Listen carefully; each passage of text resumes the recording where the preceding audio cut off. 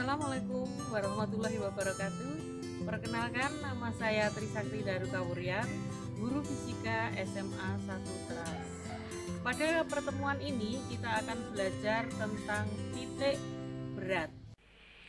Kita lanjut belajar fisika. Pada pertemuan ini kita mempelajari tentang titik berat benda. Untuk titik berat benda, kemarin kita sudah mempelajari tentang dinamika rotasi, ya, momen inersia serta keseimbangan. Nah, sekarang kita pelajari titik berat benda. Kita lihat di sini.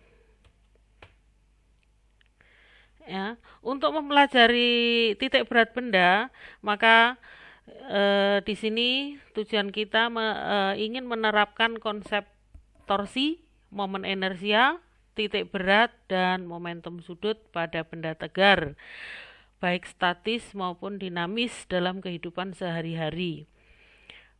Kemudian membuat karya yang menerapkan konsep titik berat dan keseimbangan benda tegar. Kita mulai, kita perhatikan dulu tayangan video ini. Ya.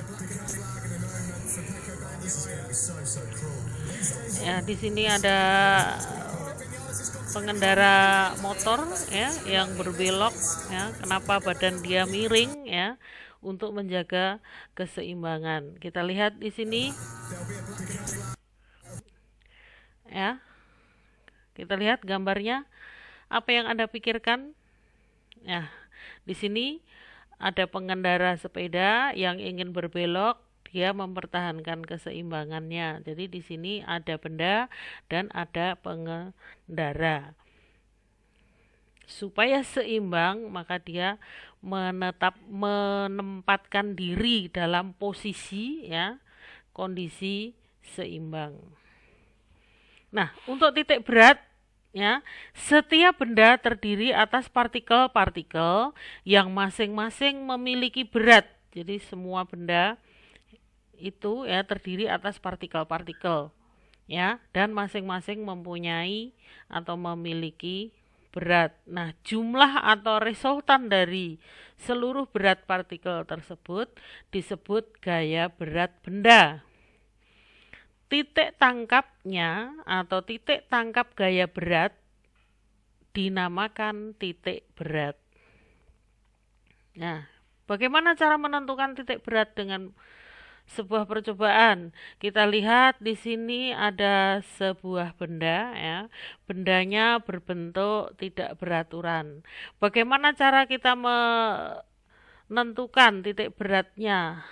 Nah, tadi dikatakan bahwa masing-masing ini benda, ya, benda kalau misalkan ini kita gantungkan, kita lihat kita gantungkan tali dengan beban, ya, kita gantungkan beban dengan sebuah tali, ya, maka di sini kita tarik garis.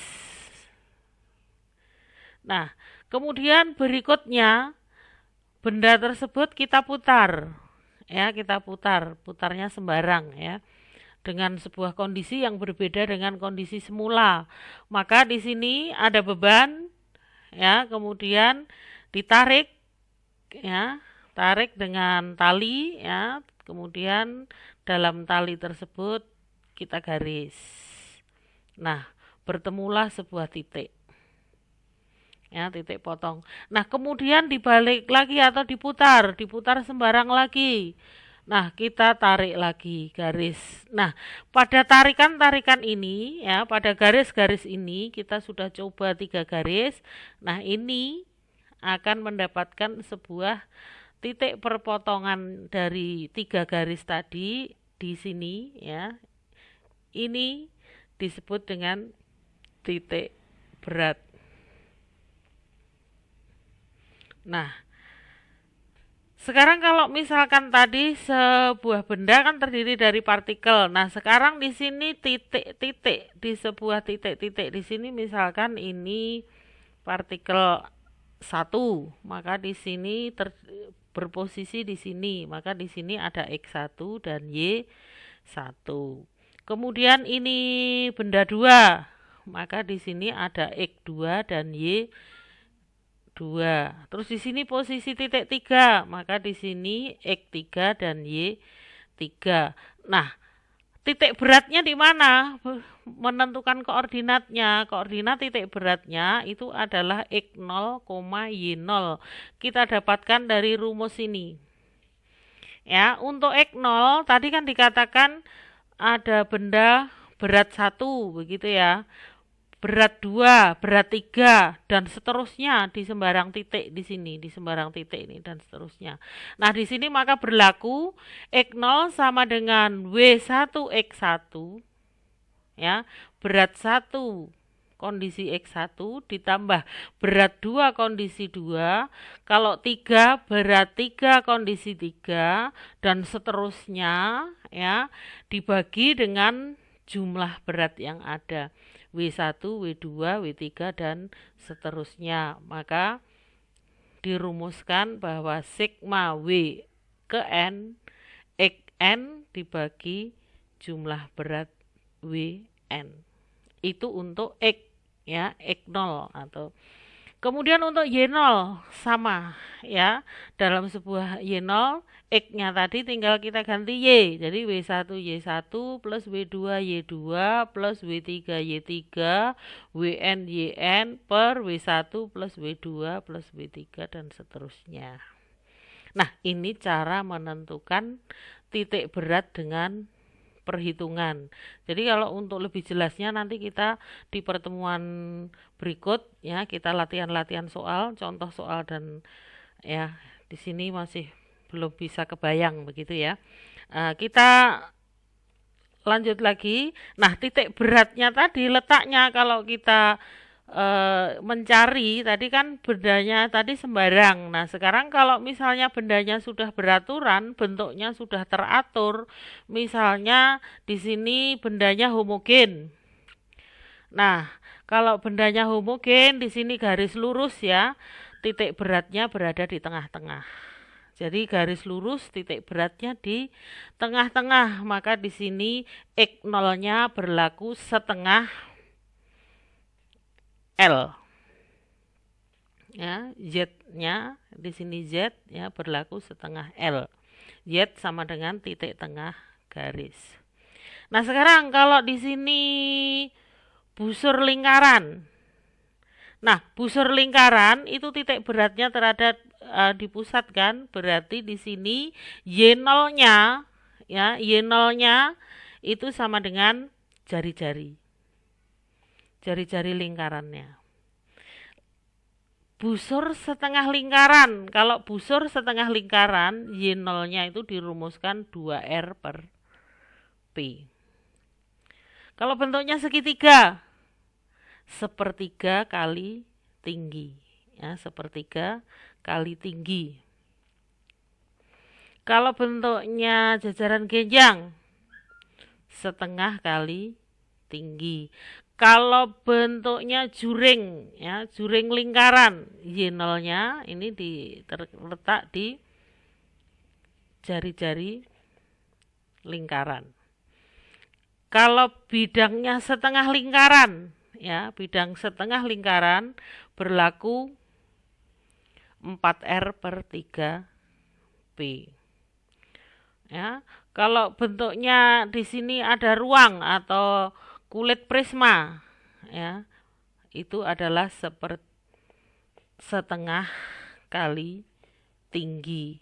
Terus kemudian bidang kulit silinder ya, maksudnya tanpa tutup, Z-nya adalah setengah tinggi. Kemudian bidang kulit limas, Z-nya adalah sepertiga kali tinggi. Nah, demikian itu letak titik berat pada benda homogen. Nah, sekarang kalau berat pada benda homogen, bagaimana pusat masanya? Pusat massa pada benda tadi dicontohkan sudah ada 6. Jika ini tergantung dari gravitasi. Jika gravitasi dianggap konstan, pusat massanya sama dengan pusat berat. Tapi apabila gravitasinya berubah atau tidak konstan, pusat massanya tidak sama dengan pusat berat. Nah, itu adalah titik berat, menentukan titik berat dan pusat massa. Kemudian yang bab berikutnya, ya, materi berikutnya yaitu jenis-jenis keseimbangan. Kita lihat tadi jenis-jenis keseimbangan. Nah, keseimbangan itu ada keseimbangan labil, ya. Keseimbangan labil, bagaimana dikatakan ini labil? Ini jadi benda ini, ya, atau bola ini apabila dia terletak pada posisi seperti ini, maka apabila diberi gaya sedikit saja, maka bola ini akan jatuh, ya, akan jatuh. Maka di sini disebut dengan keseimbangan labil atau keseimbangan labil yang dialami benda, di mana jika dipengaruhi oleh gaya atau gangguan kecil tidak akan segera kembali ke posisi semula. Jadi dia tidak kembali ke posisi semula. Jadi pada saat benda di sini apabila diberi gaya ke kanan, maka benda ini akan jatuh ke kanan. Dan dia tidak akan kembali lagi apabila dia tidak dikembalikan, kan gitu. Apabila diberi gaya ke kiri, maka dia tidak akan bisa kembali lagi ke posisi semula. Karena tidak bisa kembali ke posisi semula, maka di sini disebut dengan keseimbangan labil. Nah, kemudian keseimbangan stabil. Nah, untuk keseimbangan stabil itu bagaimana? Keseimbangan stabil itu yang dialami benda di mana jika dipengaruhi oleh gaya atau gangguan kecil akan segera kembali ke posisi semula. Ya, dia akan kembali ke posisi semula. Nih, diberi gaya, maka dia akan berayun begini kan. Setelah ke kanan, ke kiri, ke kanan, ke kiri, nanti berakhirnya lah di tengah.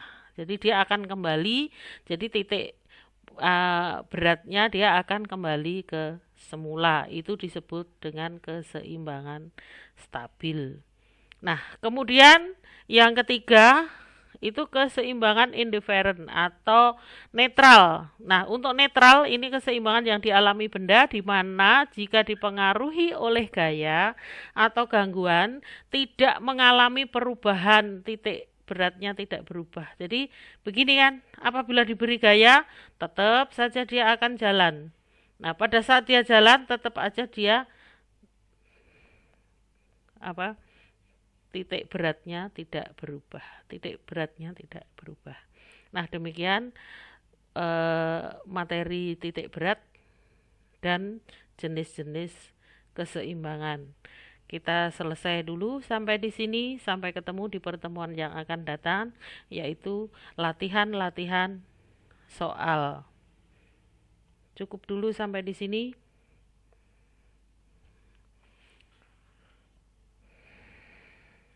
Demikian tadi materi titik berat. Saya rasa cukup sekian. Wassalamualaikum warahmatullahi wabarakatuh. Salam sehat.